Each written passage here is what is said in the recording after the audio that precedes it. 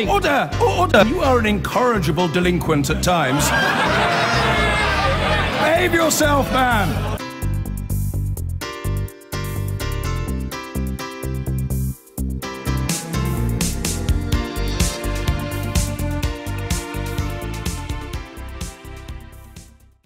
Because the political parties have had to move into election mode at breakneck speed this week. Stand by for battle buses, mail shots, and your social media timeline being bombarded by political propaganda. But none of this comes cheap, and our Adam's been doing his sums. Democracy is priceless, but those planes, trains and automobiles used in the last election cost money. And we know exactly how much, thanks to the Electoral Commission database. The Conservatives flew David Cameron to every part of the UK in one day on a private plane, costing £29,000 in-flight meals extra. They shelled out £1.2 million for adverts on Facebook. Their most expensive item was their election guru Linton Crosby. They bought £2.4 million of advice and research from his firm, and he's been hired again. Labour's biggest expenditure was on good old-fashioned leaflets, costing £7.4 million to print and deliver. Hope they didn't go straight into the recycling. The famous Edstone, it cost £5,400. Cheap for all the enjoyment it gave us. To turn a normal minibus into Harriet Harman's pink bus cost the party £4,742. Nick Clegg toured the country doing all manner of stunts, transported in a yellow chariot costing £80,767, although the party got a grand discount when it broke down. UKIP's then leader Nigel Farage was accompanied by bodyguards, which cost £6,363. Nicola Sturgeon's chopper cost the SNP £35,450. Plaid Cymru spent just over £1,000 on media training for their candidates. And the Greens spent £6,912 promoting their tweets. It adds up to a grand total for all the parties of £37,560,039. Jabbing at my calculator, that works out at less than £1 per voter. Adam Fleming there, joining me now, the man responsible for the Conservative election campaigns for the locals next month and the general election in June, Party Chairman Patrick McLaughlin. Welcome to the programme. The Crown Prosecution Service is reviewing evidence from 14 police forces that your party breached election spending rules on multiple occasions in the last election. What are you going to do differently this time? Well, the battle buses are part of the national campaign spend. You saw them just on the show on the shot that you did. All the three parties had those battle buses, so that's why we believe they were part of the national spend and was declared that way. But at least 30 people in your party, MPs and agents, are being investigated because they may not have been right to include it in the national spend. Are you saying you're going to do nothing differently this time? No, well, you asked me about last time, and you asked me about what the way the position is No, I asked you about this time. And this time we will obviously take a very careful account and make sure that everything we do is within the law. But as I say, the last election, all the three parties had battle buses. Yes, but it's your party that above all has been investigated by 14 police forces. And you must surely be taking stock of that and working out how to do some things differently. You're being investigated because you put stuff on the national ledger which should have been on the local constituency ledger. Now, are you looking at that again? Well, all the parties had battle buses and they all put them on their national spend. I don't think any of the parties put them on their local spend. No, but the other battle buses weren't full of their party activists. Well, they were. Your party stuffed these battle buses with activists and took them to constituencies. That's the difference. And I ask again, what is different this time? Or are you going to run the risk of being investigated yet again? We believe that we fully complied with the electoral law as it was. What will happen if one of these, or two, or three, or four, or five of these 30 people, Tory MPs running again, or agents running campaigns again, are charged during the campaign? Well, as I say, I believe that we properly declared our election expenses What last happens time. if they're charged? Well, you're asking me a hypothetical question. The importance of this election will be about who's in 10 Downing Street in 7 weeks' time. Well, let me just clarify this. You still maintain that in 2015 you did nothing wrong with how you allocated the cost and the activities of the battle buses, and you do exactly the same this time round? What we did at the last election, we believe fully complied with the law.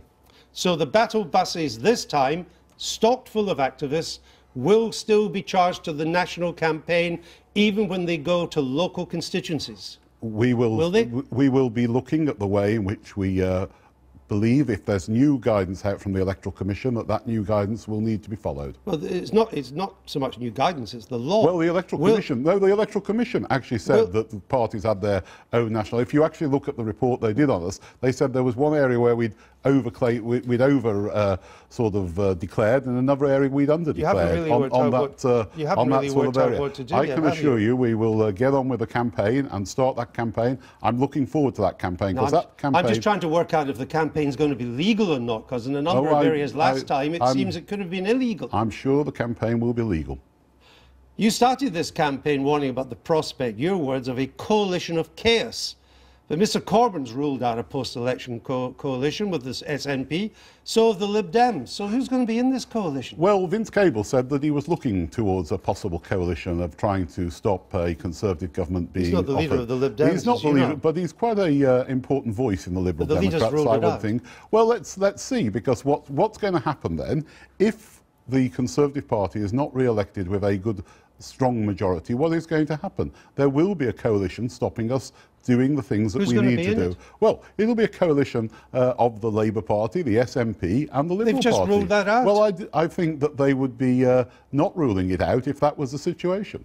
Like Mrs May not ruling out an election, then changing her mind, is that what you're saying? Well, the things that the Prime Minister said was very clear, that once she'd served Article 50, there was an opportunity. As we know today, there's going to be the start of a new government being formed in France, and in September we've got the German election. So it was quite right that we didn't get ourselves boxed in to a timetable, and that is why the Prime Minister took the view that there should be a general election to give her the full strength of an electoral mandate when it comes to those negotiations. What about Mr Corbyn's plan for 4 new bank holidays? Good idea? No, I'm not.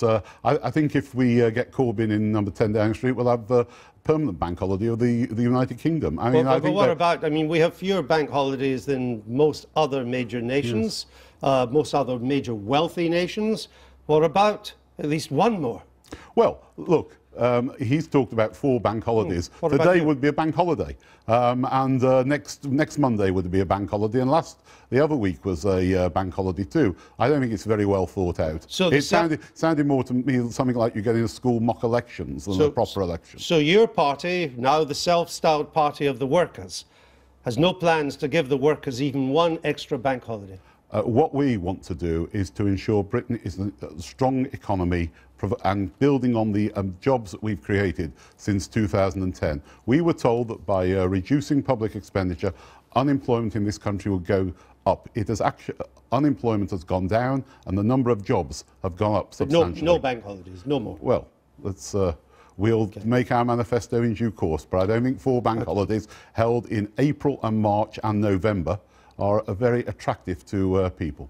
When Ed Miliband, as leader of the Labour Party, suggested that the government should control electric and energy prices by capping them, the Conservatives described that as almost communist and central planning. Do you still take that view? You'll see what we've got to say on energy prices. The Prime Minister made a speech... I didn't ask you about that. I asked you, do you still take the view? The Prime Minister made a speech a few weeks ago at the Conservative Spring Conference in which she outlined her dissatisfaction about people who are kept locked onto a standard tariff. And those will be some of the issues that we will address in the next few weeks when the manifesto is published. But if the government controls prices directly, as Mr Miliband suggested, would that be an act of communism? You will need to see what we say when we set out the policies So it properly. could be. You could put a communist act into your manifesto. I don't think you're going to find We could call it the Communist Manifesto. I don't think you're going to find a communist manifesto in a conservative manifesto, which I'm looking forward to being launched in a few weeks' But you are time. planning to control energy prices There will directly. be certain areas where we will address what we think is unfairness in the energy market. Mr Corbyn was reluctant this morning to sanction a drone strike, you heard us talking about it earlier, against the leader of Islamic State if our intelligence services or our allies had identified it. He said he wasn't sure what it would achieve. What would it achieve? Well, when the Prime Minister gets certain advice in the national interest, she has to act upon that. Now, we've seen with Theresa May, both in her time as Home Secretary and Prime Minister, that she is not afraid to take those very, very difficult decisions. What we saw this morning from Jeremy Corbyn was a hesitance, a reluctance. I don't think that serves the country But what well. would it achieve? If we take out the head of Islamic State, he's just replaced by somebody else, what would it achieve? Well, it undermines their organisation. It brings their organisation, it gives them difficulties. It shows that we are not, we will take every measure to do an organisation which has organised terrorism in different parts of Europe, in the United Kingdom. So I think it is absolutely right that the Prime Minister is prepared to take those kind of measures. And Jeremy Corbyn said that he wasn't prepared to take that. No, because he wasn't sure what it would achieve. And the Obama administration has launched hundreds of drone strikes in various war zones. And we in the West are still under attack on a regular basis. And Mr Corbyn's question was, what would it achieve? What's the answer? I think it achieves a safer position for the United Kingdom overall. The war on terrorists and those organisations. Westminster attack, of course. Paris has just been attacked again. And there's been attacks which have been stopped by the intelligence services, and we must do everything we can to support them. But the question was about drone strikes. Well, whether it's drone strikes and whether it's other action, we have to be prepared to act.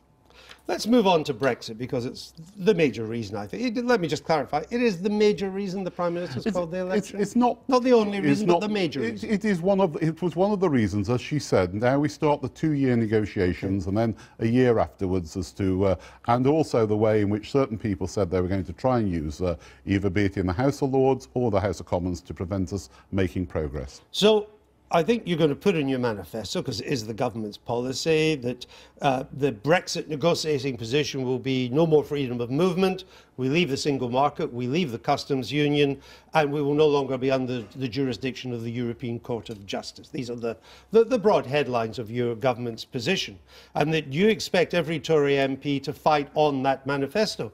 What are you going to do with Ken Clarke and Anna Soubry?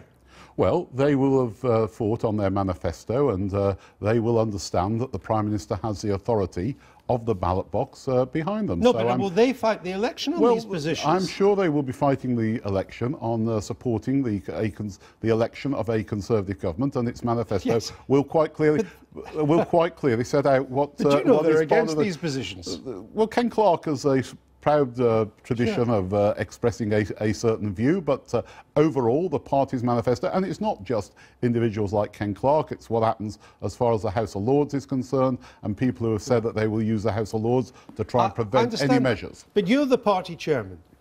Will it be possible, therefore, for MPs like Ken Clarke and Anna Soubry to fight this election under the Conservative ticket without subscribing to all of these Brexit conditions? Ken Clarke and Anna Soubry will both be fighting the election as Conservative candidates. That wasn't my question. Even I know that, party chairman. What I'm asking you is, will they be allowed to fight it on their own ticket and not subscribe to what is going to be in your manifesto? The manifesto will be what the Conservative Party fights the general election on. There have always been cases where people have had different views on different parts of the manifesto, but the manifesto is what will be the guiding principles for the Conservative Party and a future Conservative government led by Theresa May.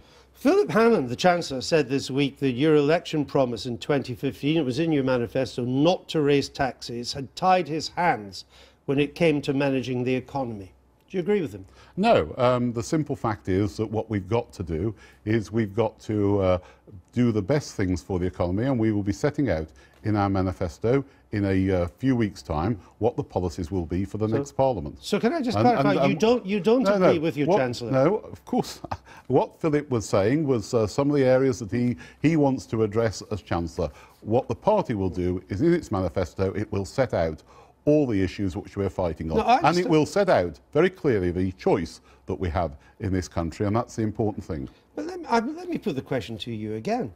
Philip Hammond said this week that your election promise in 2015 not to raise taxes had tied his hands when it came to managing the economy. I asked you, do you agree with him? You said no.